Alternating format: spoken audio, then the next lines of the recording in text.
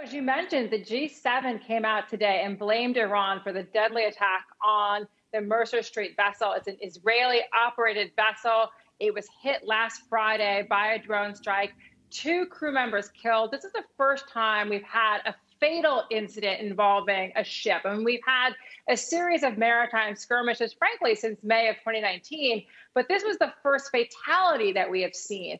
And so the question is, are we looking at some type of Israeli response? The Israeli Defense Minister, Benny Gantz, was out this week saying, if we do not get the international community coming together to contain Iran, Israel is prepared to act alone. And we've certainly seen the Israelis over the past 12 months take unilateral action. Remember, the top Iranian nuclear scientist, he was killed in a mysterious explosion. We've had mysterious explosions at key Iranian nuclear facilities. The question is it more of the same in terms of an Israeli response, or do we get something more significant? So I think it's a very important story to watch. And also this week, Benny Gantz, again, the Israeli defense minister, warned that Iran was potentially 10 weeks away from being able to have a crude nuclear device or enough fissile material to reach that breakout capability. And this all comes in a moment where the international talks to resolve this nuclear impasse have seemingly stalled. So we think it is an important story. It's not getting the attention we think it deserves. But again, it's something that could catch the market by surprise if it does boil over. Yeah, but tensions are up, as we just said. We've also got now Iran looking less likely to be putting more oil back onto the market.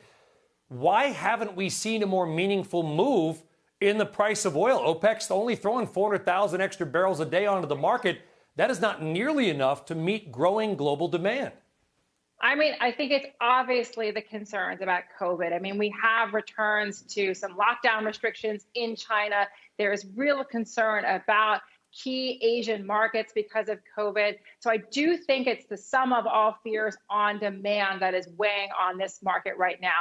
So we just have to see over the coming weeks what really happens, particularly with the Chinese market. Certainly there's been concern in the U.S., but we haven't seen any new restrictions yet that would impact mobility. And yes, we've had these inventory builds recently, but U.S. demand is still very strong. And as you mentioned, OPEC is being very conservative in terms of how they put back barrels. And they're meeting every month, so they have the ability to change course as needed.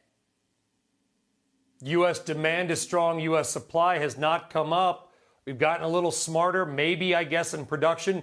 Do you think this sets off a new round of increased oil production in the U.S., or is that not going to happen?